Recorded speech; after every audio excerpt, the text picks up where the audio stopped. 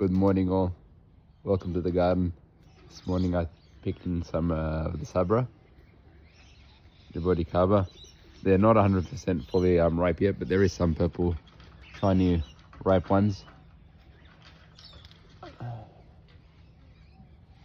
I've even had them earlier than this. I just couldn't wait. I switched from the mulberries, still going between them, and the Jabuticaba. That's what I picked so far.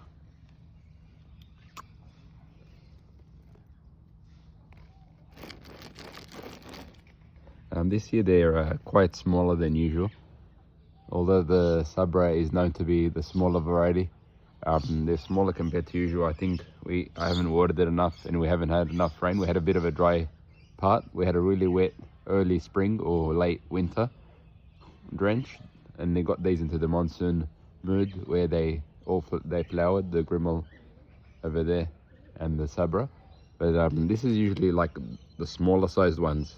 This is all the sort of flowers and that on the tips of each of the Jaboticaba, you can see there, and all the bits get all over you like this when you put your hand through the bunch. But this is usually the smaller size one, or maybe the normal size one that I usually get. They're usually slightly bigger than this, not by a lot, the Sabra. But you can see, I'll show you, compare it. It's there are still plenty of fruit to make up for it. But yeah, there maybe it's the amount, but I think it's more got to do with the drying part, where it didn't have probably enough regular water. I water it, but obviously I only get half a meter on each side or around there that I usually water. The grass is probably a good indicator compared to where I've been watering, where the rain drenches all of its roots. But yeah, you can see the size, and I've probably picked most of the big ones already. I've been having them throughout the week, before work and after work, mainly after work. That's a good one. I sort of put the bowl there, and I'll just grab bunches, try to go for the more riper ones. You can see the flowers. These are the pollinated ones. They're sort of going everywhere. There is some that have been sort of something's eating their skins of them, like just like the tip, the sides of the fruit there. You can see. I haven't experienced that before, not this early anyway. Usually it's when they're almost sort of going to expire, when the fruit's going to spoil, that you start seeing that. But this year I've had something eating them. It's not that bad, not aggressive at all. Quite early, even before they ripen, while they're almost slightly ripening, that started. And yeah, if I had pruned a lot of this, it would really help to pick and harvest and see the fruit more. But I guess it's a natural sort of barrier to the birds probably as well. Yeah, I've seen flowers this year, which was the first time, all the way to the bottom here, but it didn't pollinate down there. But I do have fruit from starting from here, even, so about half a meter up or so. There. It's amazing, isn't it? It's so interesting. You can see how amazed I am with this. This is just a camera time. I spent a lot more time than this with the tree, and then it's way up there as well. Just amazing. I remember about 13, 14 or so years ago when I used to see these up the videos and think this would never grow. It's just something I can just enjoy, you know, watching videos of. I never knew I could actually grow it until I actually tried. I used to see the videos like through the forest and that, of people growing them, and it's such a blessing to have it right here. And they're very easy to grow if you're warm enough and enough water. It's actually one of the easier trees. Just needs a lot of time and patience. I'll take you over to the Grimal.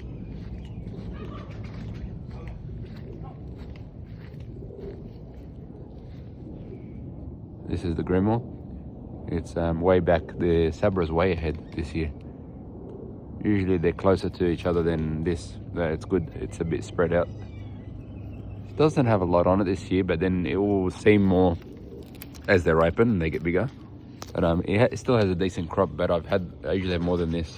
And then, again, it's probably with not enough water. And the neighbour's making some noise over there, but or their dog. But yeah, it's probably when it was in flower, all the flowers didn't set because of the lack of water or not enough. Keep it. Wait, I don't know. It looked like it was flowering, but no, these are just dried flowers over here. They're just dry, I think. Yeah, they're just dried up, didn't open. Still, yeah, still plenty of Grimal. Just comparing to other years, I've had probably more set than this, but this year it is a lot more spread out on both trees. It's starting further down and it's hitting a few more branches than usual. It's just more spread out. Maybe that's why it seems like it's a bit less. And it's way higher and up as well. This odd shape at the top there, it's because Dad gets it with the leaf trimmer, and he used to be able to go all the way around, but not anymore. And so he still does the tree trimmer all around, gives it like a wrap, and then you're left with that odd shape at the top there. Same with the Grimal, when he sends the other side. You can't get to that. This is the large sort of mulberries. If anyone's interested, let me know. It's very easy to establish from cuttings. So that's the morning breakfast.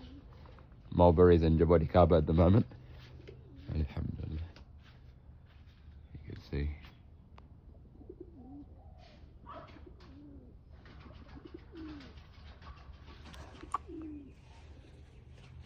Yeah.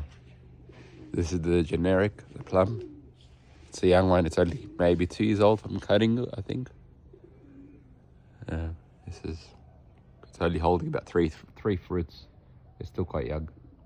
I haven't pruned that ever yet.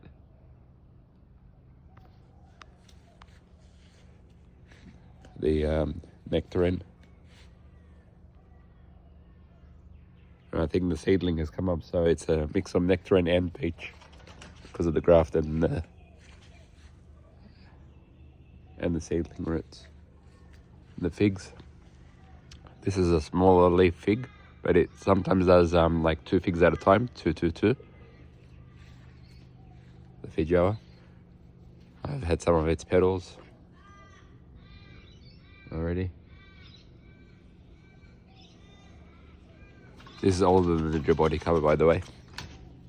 It's been cut down to the ground once, and it's come back now.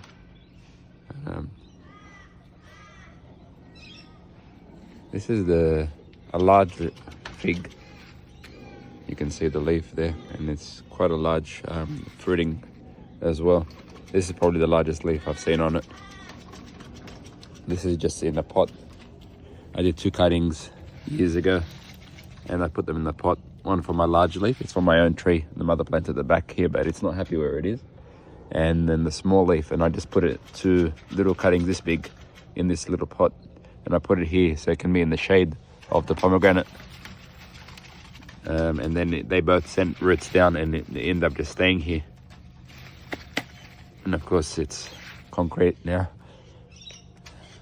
This is the Grape that it's carrying at the moment.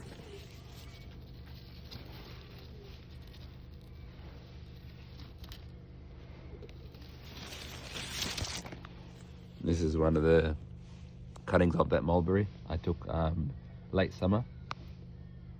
I already gifted the other one to relatives or family friends actually. That was fruiting. It was right in the middle there. I had 3, but 2 rooted, 1 didn't make it. This is the young pomegranate. It's about maybe 3 years old in the ground. I had one as old as this on here when I put those figs in that pot there, and it was very sour. No one really liked it. It was good to make pomegranate molasses, is it called, or the concentrate that we use in our cabbage cooking, but the amount wasn't enough to make that, so we took it out, and we prefer to just have eating ones that are sweet that everyone likes. And yeah, this is the young one that I've put in.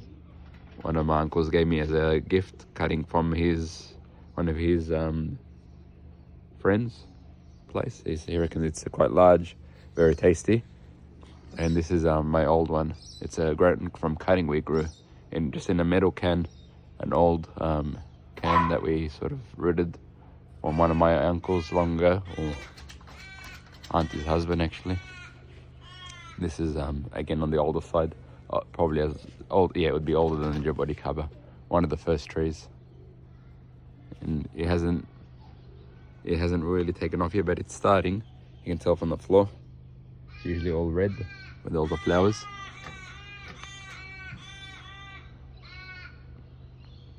You know, you get used to all the bird sounds, but you've got to appreciate it, and it is beautiful, especially in the morning.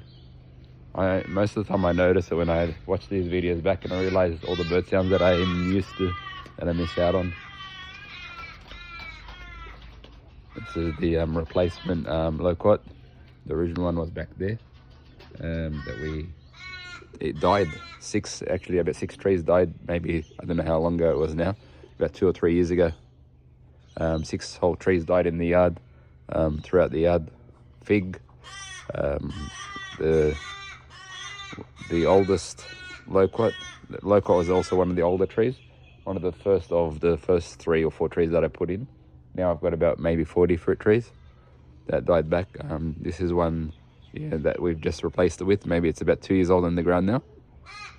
The leaves aren't as big as my one. It's a different variety, I think, slightly.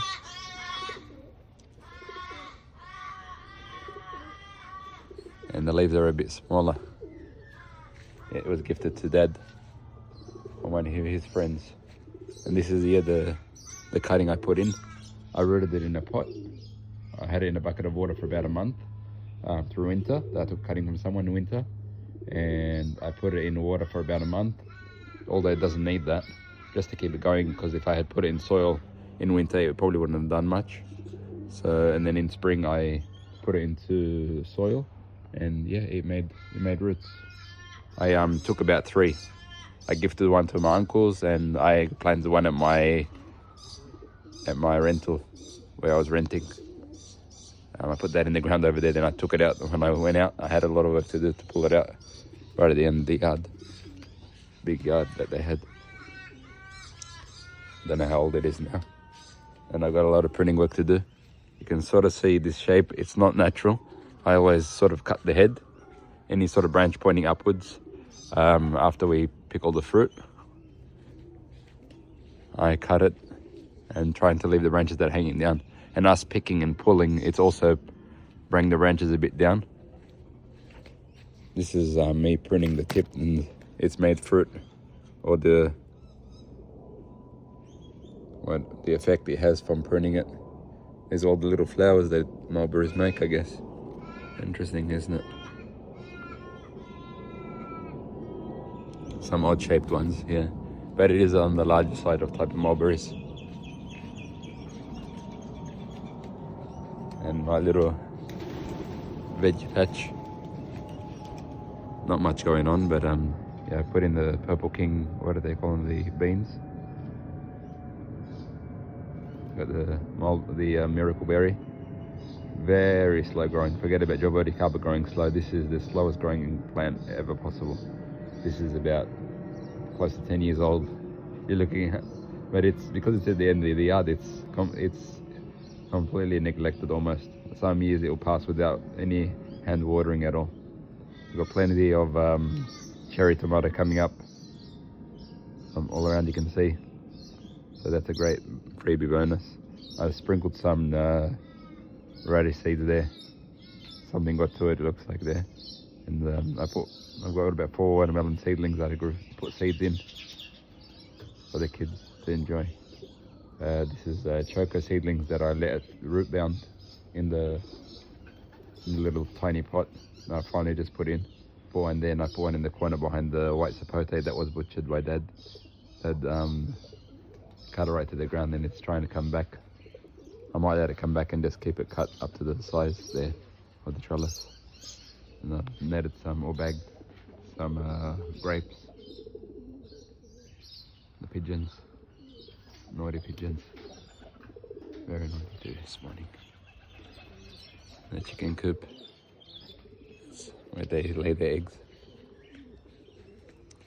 Let's see what else I can show you. Yeah, not much flower set. This is the macadamia, the pink flowering. It's I don't know if it's from the dryness too. We've been watering daily, every day, but probably not enough hitting the main roots, just mainly around the base there we're watering. It's got some set. These are all set pretty much. These ones that are remaining, you can see the tiny little baby macadamia there. And there's a few up the top here, but you can see a lot of it bare ones. The